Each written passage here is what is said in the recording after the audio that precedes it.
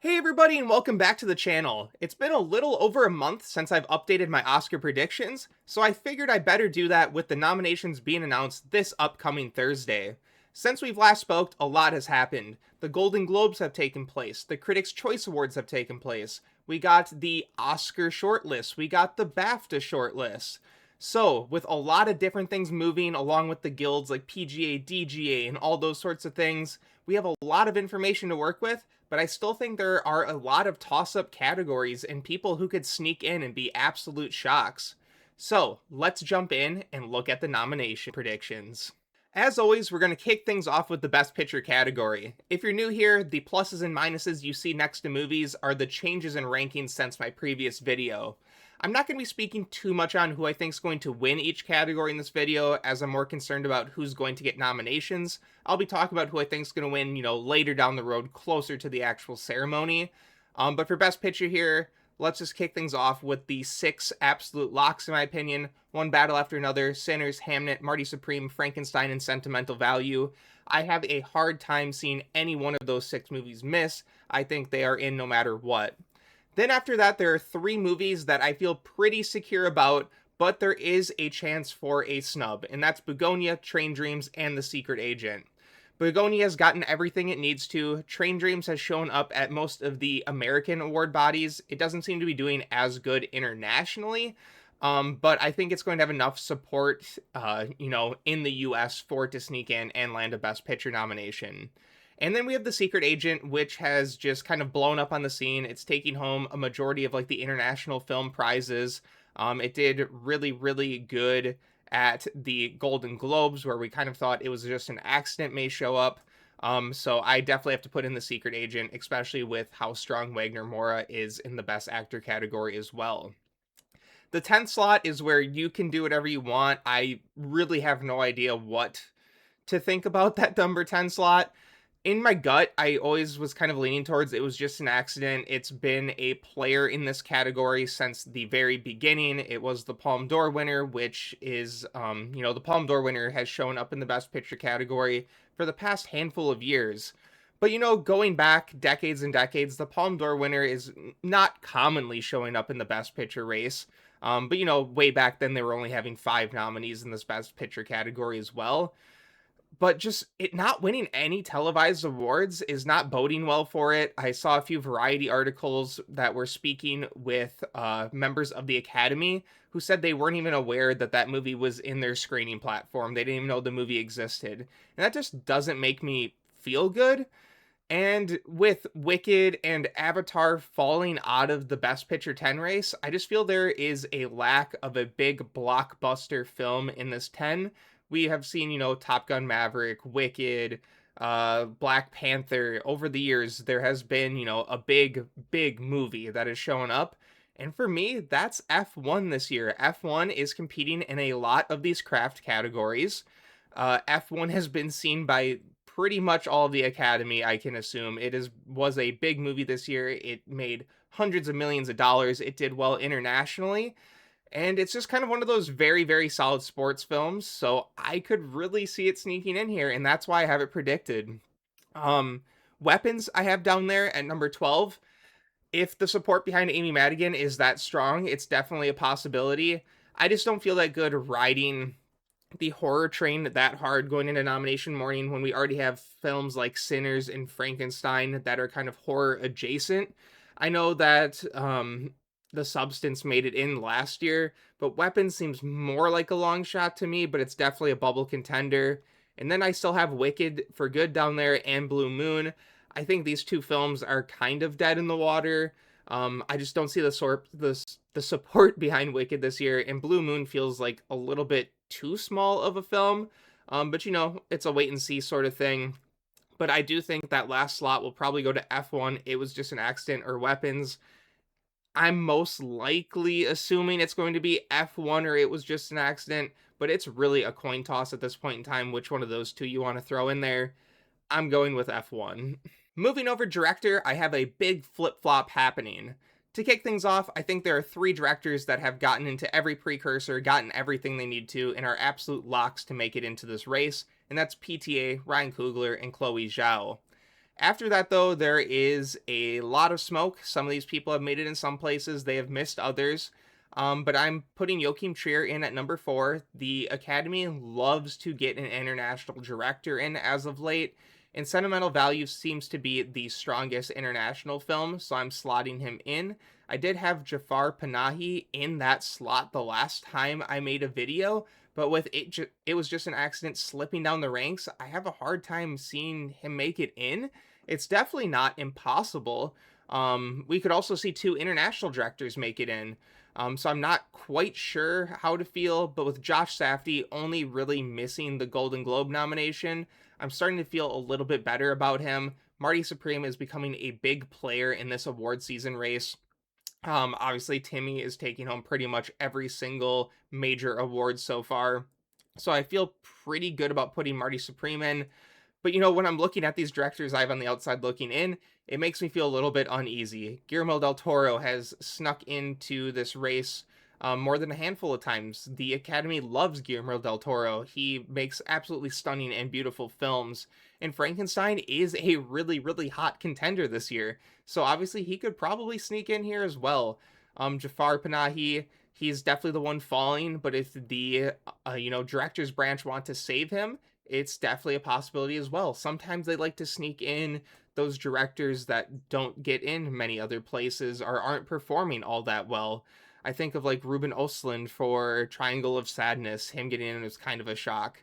And then I'm sorry, I'm probably going to butcher this name, but Kleber Mendoga Feelhole for The Secret Agent. I think it's definitely a possibility with The Secret Agent surging that he could be the second international pick for the director's branch if they are really getting behind and supporting this movie and kind of its groundswell that is happening, similar to I'm Still Here a year ago. And at number 9, I have Yorgos Lanthimos for Begonia. I mostly just put him there because he did make the BAFTA directors list, which was kind of a shock. He made it in over Guillermo del Toro, but I still just see him as an absolute long shot. I am very, very interested to see what's going to happen in this category.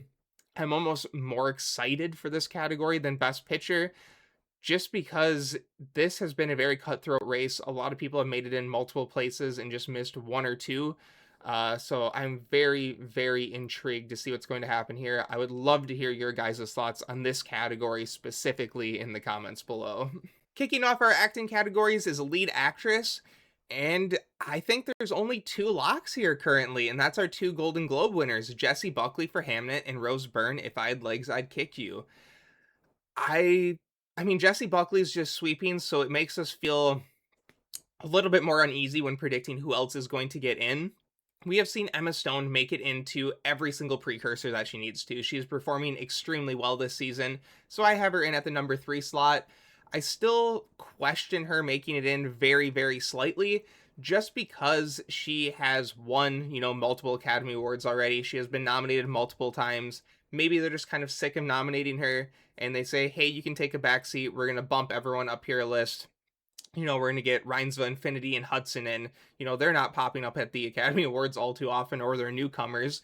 So we're going to give other people opportunities to get nomination. Definitely a possibility, but with how well Emma Stone has performed throughout the precursors, that's just not something I'm willing to predict in my final predictions.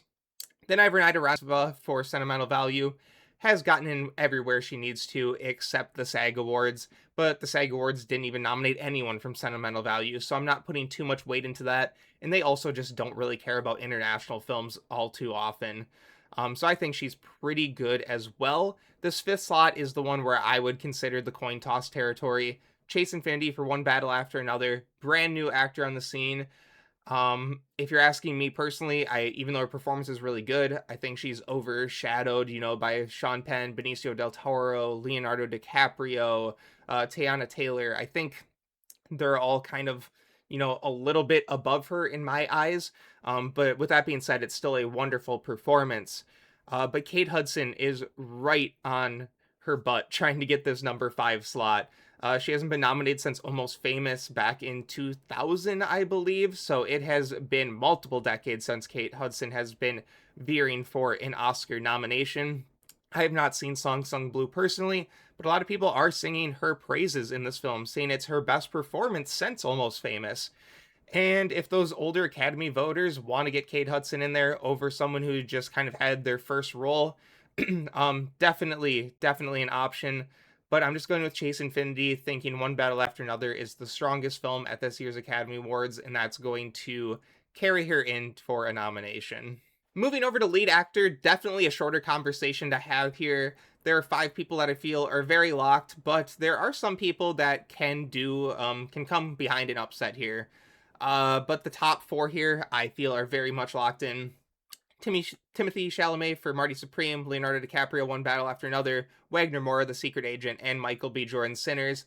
They are performing just as well as they need to. They have gotten in everywhere. Wagner Moura missed the BAFTA long list, which was a tad concerning for me, but I do think the Golden Globes win, him getting up on stage and speaking, will do enough for him to get in and get this nomination. He missed at the SAG nominations too, but like I said with Renata Reinsva, I'm not all that shocked. The SAG Awards just don't really like to nominate international films, so I'm not really putting too much weight into that. The BAFTA one, definitely a little bit more, but I think the Golden Globes win really will propel him in to get this nomination. Michael B. Jordan, I think he's safe as well, even though I don't think he's any longer in the winning contention. Ethan Hawke in Blue Moon has been the best performing actor out of besides the top 4. Ethan Hawke is a beloved actor. Richard Linklater is a beloved director. So I think just kind of that enough may be able enough to propel him in. But we have 2 actors below there in slot 6 and 7 that are in Best Picture films. Jesse Plemons in Begonia did get in to the SAG Awards and made the BAFTA long list as well. And Joel Edgerton has kind of picked up what he needs to. He's gotten a couple nominations along the way, but he's definitely not performing as well as Jesse Plemons. But if there's enough love for Train Dreams, definitely a possibility of him sneaking in.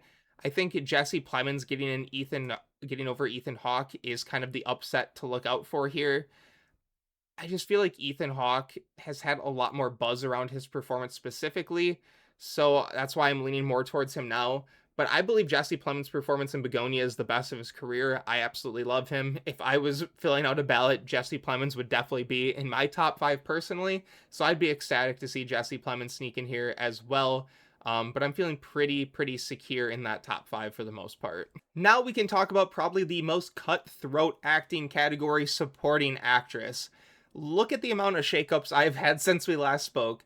I really just don't even know what to do with this category half the time. What I thought was going to happen at the beginning of the season obviously did not happen with this amount of movement. So let's just jump right in and try to break this down. The 2 that I feel very secure about making in are Amy Madigan and Teyana Taylor, and that's because of their Critic Choice win and their Golden Globe win, each 1-1 respectively, and then they have made it into every other nomination body, every other long list. So with that being said, those 2 feel very safe to me. Wunmi Mosaku has performed extremely well this season so far. I think she is becoming more and more of a lock as the days go by. I would also bet on her making it in. Once we get down to slots 4, 5, 6, 7, 8, I have no idea. Igna Ibsdottir Lilius in Sentimental Value seems to be the consensus best supporting actress performance in that movie. I feel like Elle Fanning is probably a bigger name to most voters, especially if they are from the United States. So that's definitely a possibility, but we have seen Elle Fanning, contend for a nomination and not make it. Just last year for a complete unknown, Monica Barbaro made it in over Elle Fanning. So it's not like Elle Fanning is some sort of Academy darling either. So with Igna being kind of the consensus best performance in this movie from critics and so far, kind of nominations wise, I feel the most secure in putting her in. At number 5, I did put in Odessa Azion for Marty Supreme. She has made the BAFTA long list and she got kind of that shock SAG nomination. We were kind of going back and forth this entire award season, expecting one of these Marty Supreme girls to get a nomination. I was personally predicting Gwyneth Paltrow. If you go back a couple of months, I felt like she was easily going to make it in, just kind of making kind of a comeback here and getting into this Best Picture contending film. But a lot of people are praising Odessa Azion's performance. I unfortunately have not been able to see Marty Supreme yet. It hasn't played anywhere near me. Um, but she's the only one that's really shown up and gotten a nomination anywhere, and I'm just leaning towards it. I kind of feel the momentum behind Marty Supreme. I have Josh Safdie in the directing category, so I'm going to put Odessa Zion in. With that being said, Ariana Grande could definitely sneak in here for Wicked for Good. She has shown up a handful of places so far this award season, but even when she has shown up, Wicked has underperformed in other categories, and it just feels like that movie is on a downward spiral. People really did not like this second installment. I would not be, stunned if she showed up, though. Same thing with Elle Fanning. I spoke about her a little bit when I was talking about Inga. Definitely a possibility. There's just not enough there for me to want to predict it. And same thing with Gwyneth Paltrow. But I mean, if this came nominations morning in slots 4 and 5 were Ariana Grande and Elle Fanning, I wouldn't be stunned either. But I'm very interested to see what happens in this category. I'm also very interested to see what's going to happen for the win.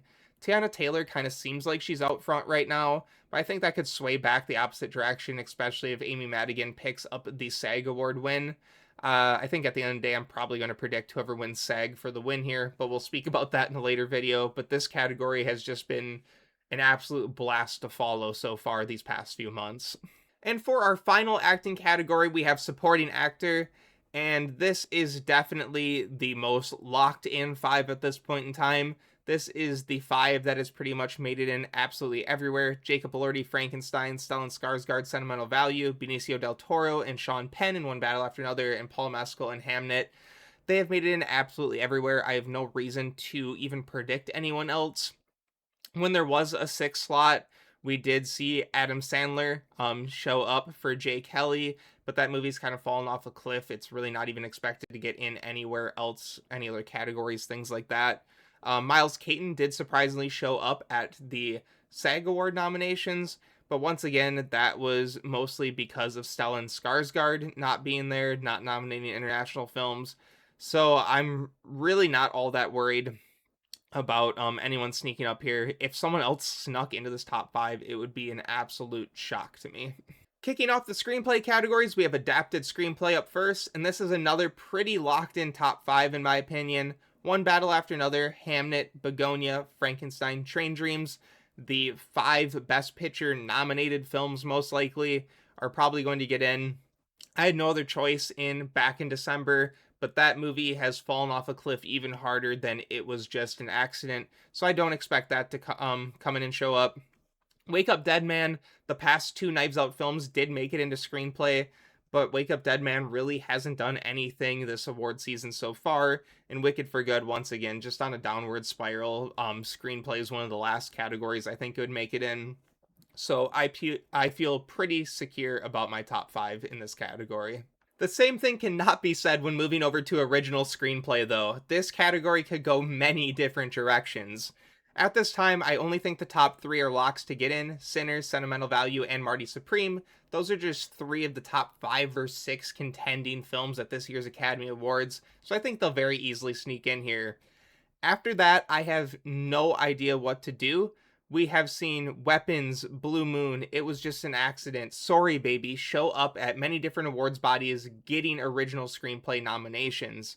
The Secret Agent is once again swelling and performing extremely well. It hasn't done all too well in screenplay categories, so that's kind of why I have that film on the outside looking in. I have Sorry Baby below that just because it's a very small indie film, and I kind of worry that most of the Academy has not checked out that film.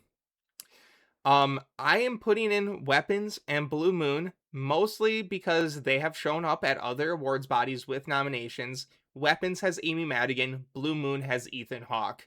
They kind of have a actor screenplay pairing. So that's just kind of what I'm going with. It Was Just an Accident. I'm not predicting it in my Best Picture 10. I'm not predicting it in director. So I feel very awkward predicting it as a lone screenplay nomination, although that is definitely a possibility. It could happen. I think I'm just kind of hedging my bets. We kind of have those two best international feature contenders at 6 and 7 with It Was Just an Accident and The Secret Agent. It's possible that both of them could get in. I feel very unlikely about that. If anything, I believe just one of those two would get in, and then one of two of Weapons or Blue Moon would get in. So I guess I'm kind of hedging my bet a little bit here, hoping to get 4 out of 5. instead of taking a big swing and getting 5 out of 5. But it's definitely a possibility that this is the 5 that makes it in. Even though I didn't feel secure in putting Weapons in my Best Picture 10 in that number 10 slot, we definitely see horror films pop up a little bit more in screenplay categories, and they like to award it here a little bit more as well too. Just kind of like thinking about Get Out or, The Substance, something like that. But yeah, overall, this is a category that I went back and forth many, many times. I was swapping this one around as much as probably my Best Picture number 10 slot. Very interested to see what's going to happen here Oscar nomination morning. This is another category along with, director and picture number 10 slot. I would love to hear your thoughts on in the comments below. Moving over to the brand new category for this year, casting.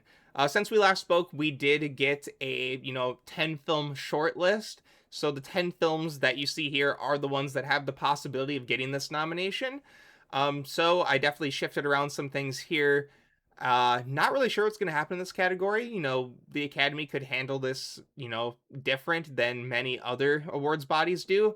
But I just kind of put in the top 4 Best Picture contending films there: Sinners, One Battle After Another, Marty Supreme, and Hamnet. I feel pretty good about those 4 films. The 5th slot is the one where I went back and forth a little bit. I ultimately ended up going with Sentimental Value. If that film is going to get 3 acting nominations, like I'm currently predicting, I sure hope that it would get into casting, because if you're doing that well to get that many acting nominations, you should get into casting. But Frankenstein has kind of been the one that has been popping up. It did get into the SAG Best Ensemble nomination, which is kind of a pseudo casting nomination. But once again, the SAG Awards did not even touch Sentimental Value. So I kind of think with the Academy's more international presence, those 2 films are going to flip flop. That's my thought process. But Weapons, Wicked for Good, Secret Agent Surat, I don't personally see them getting nominated, but with this being the first year of this category, anything could happen, I suppose. Moving on to more of the tech categories, we have cinematography. This 5 feels pretty locked up. I believe I can't remember the guild's name, but it's like the American Society of Cinematographers or something like that. ASC. Yeah, that's right, I believe. Their nominations were this top 5 here: Sinners, One Battle After Another, Train Dreams, Frankenstein, Marty Supreme. I think if a movie is going to sneak up and kind of be a little bit of a snub, I do believe it's going to be Hamnet.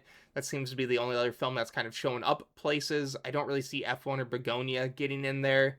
But I feel pretty secure in this top 5. And I am really, really rooting on Train Dreams here. Absolutely stunning film. My favorite cinematography of the year. Moving over to costumes, I have Frankenstein, Sinners, Wicked for Good, and Hamnet at 1 through 4. Those seem to be the strongest costume films of the year, and they're films that have been in the conversation for a Best Picture nomination, so I feel pretty secure in predicting them. But at number 5, I am putting in Hedda. Hedda has done pretty well this award season for getting into, costumes. Sometimes the costume branch likes to go out and pick one film that is kind of a sole nomination. It really just has really good costumes, but isn't good enough to show up, in the Best Picture 10 or anything. And Hedda kind of feels like that movie this year. I do have 2 Colleen Atwood films, One Battle After Another and Kiss of the Spider Woman. She has been nominated many times over the years in this costume category. But Kiss of the Spider Woman was pretty much a non-factor at the box office, was one of the worst performing movies at the box office this entire year. And One Battle After Another, obviously the front runner at this year's Academy Awards, could definitely just get in over that alone. I just don't feel like the costumes in One Battle After Another are anything to write home about. They just feel like very basic clothing attire, in my opinion. And from what I've seen from Hedda, I've not seen the movie personally, but the costumes just look so much more stunning in that film. So with that, I am slotting in Hedda at my number 5 slot. Moving over to makeup and hairstyling, this is another category where we got a 10 film shortlist for. So that's why you see a ton of new movies, because there was some I was predicting that didn't even show up on that list. Weapons was probably the one that replaced One Battle After Another. But after getting that short list, I feel pretty secure about Frankenstein, Wicked, Sinners. After that, though, definitely different things could happen. One Battle After Another just feels like it's going to make it in this category, just given the competition. Smashing Machine, kind of the prosthetics they did to Dwayne Johnson's face, feels pretty secure as well. I've heard Nuremberg has very good makeup and hairstyling as well, but that film showed up nowhere else on any other short list. I don't know if anyone's talking about Nuremberg, so I feel very weird predicting that. Marty Supreme, I have at number 6 just because it is a Best Picture film.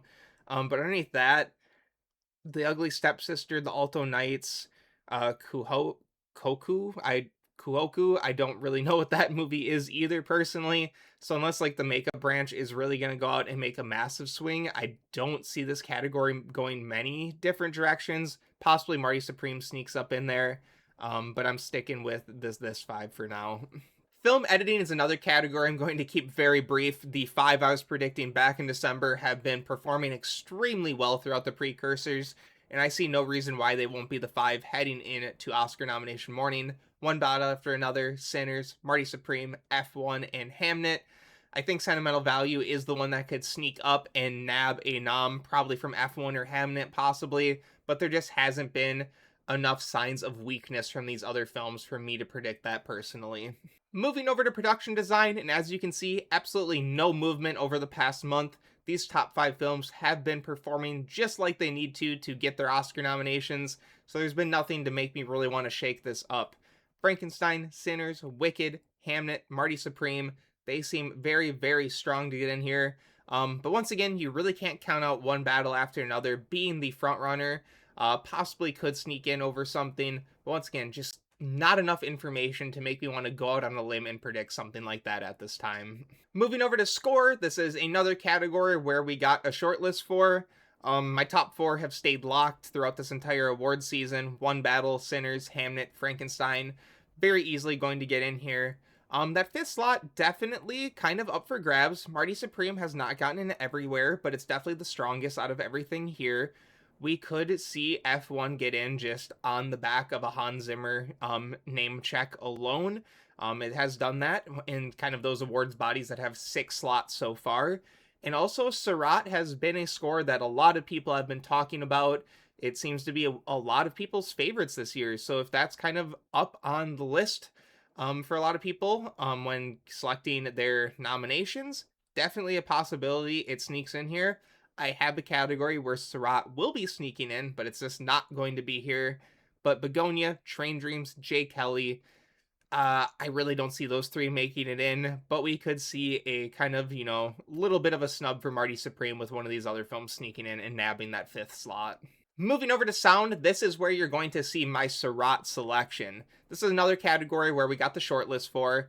And you can see that what they selected really didn't shake up my December predictions all that much. F1, Sinners, One Battle After Another, Frankenstein, those four films I believe are getting in pretty easily. And I put Seurat in at number 5. I just keep hearing about people talk about how good Seurat sounds from the sound mixing to the score. And when it got into both shortlists and it got into casting, obviously there are people within the Academy that are watching this film. And if people are praising it that highly online, I think it's very, very possible it gets in here. Avatar just isn't doing good. It's not getting in anywhere except like visual effects at other awards bodies. Mission Impossible really isn't a contender this award season. It's weaker than the previous Mission Impossible that got into a couple categories. Wicked, obviously falling down the ranks. And Superman and Springsteen, I believe, are just lucky to make the shortlist in this category personally.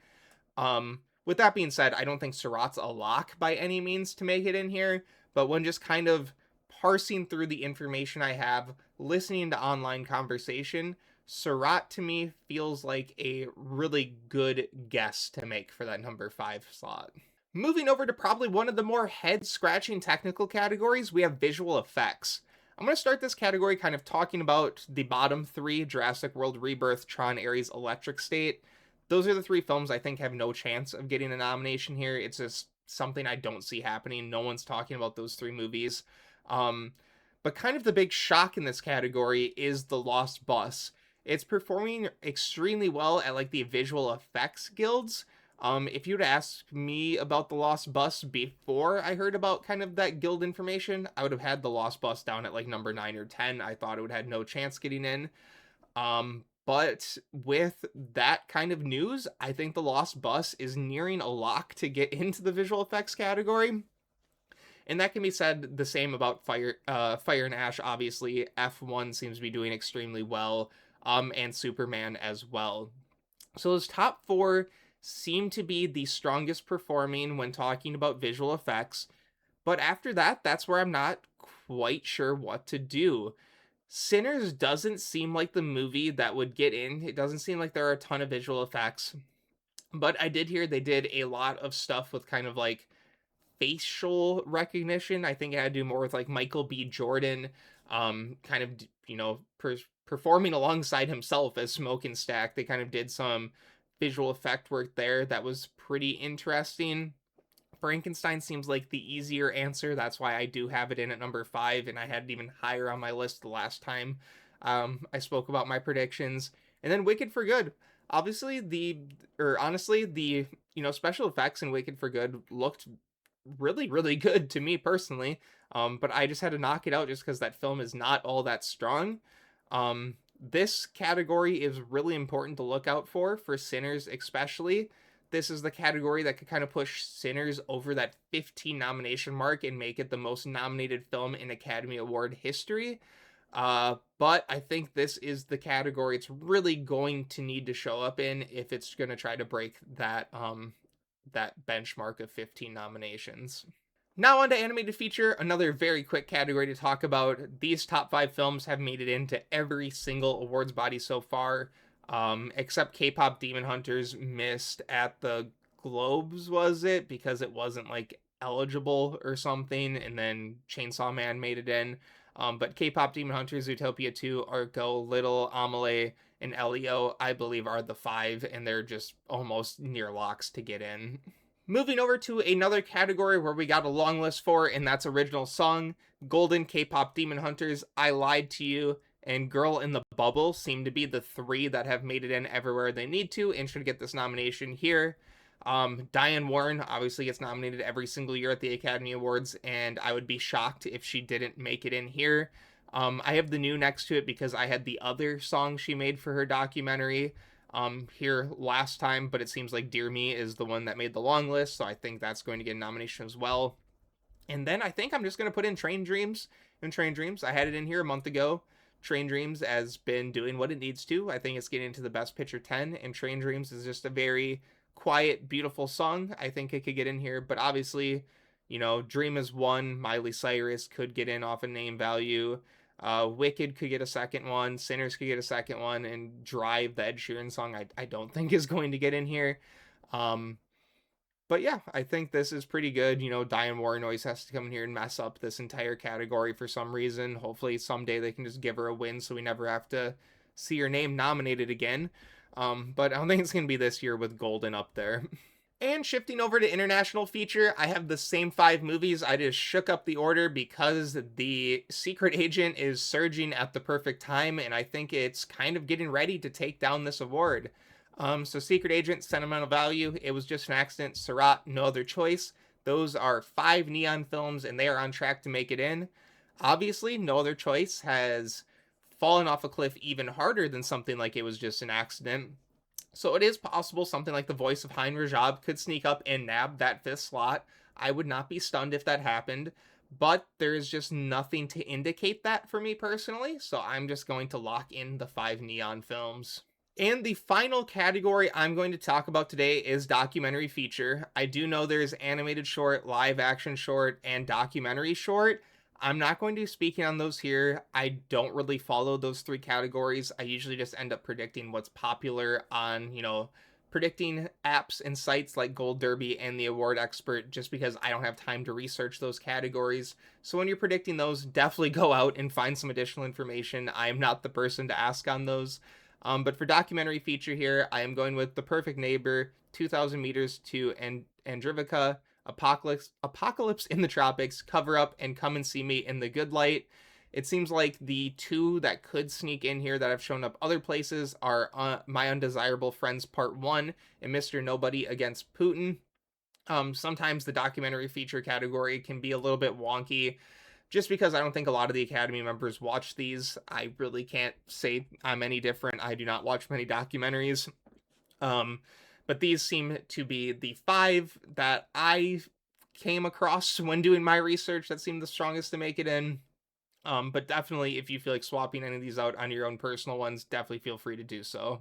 And finally, I like to just talk about the total nominations I'm predicting.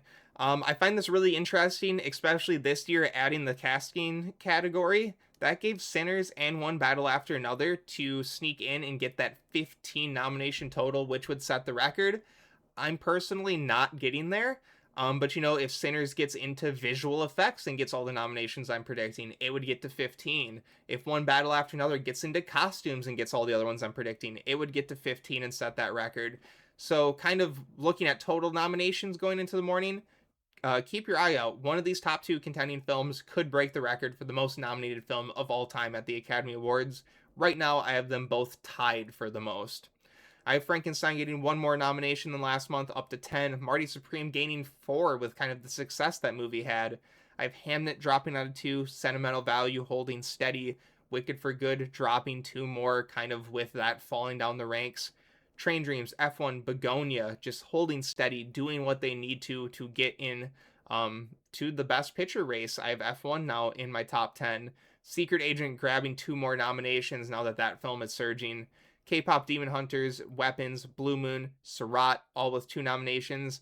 And I normally only list films I have with multiple nominations here, but it was just an accident dropping 3.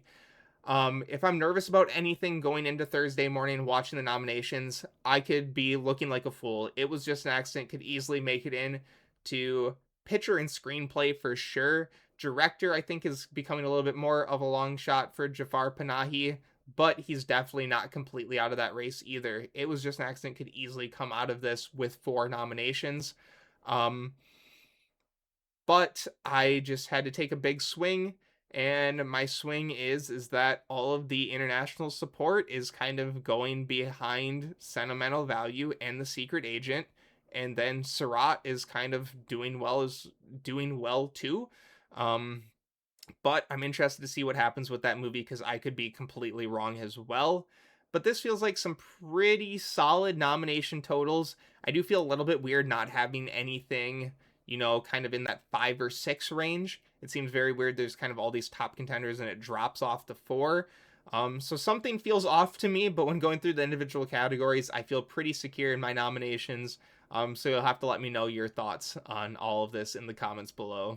I want to thank you guys for checking out my final Oscar nomination predictions. Let me know your thoughts and your predictions down in the comments below, and while you're down there, please drop a like and subscribe to the channel. It all goes in a long way in helping me out. Thank you, and have a good one, everybody.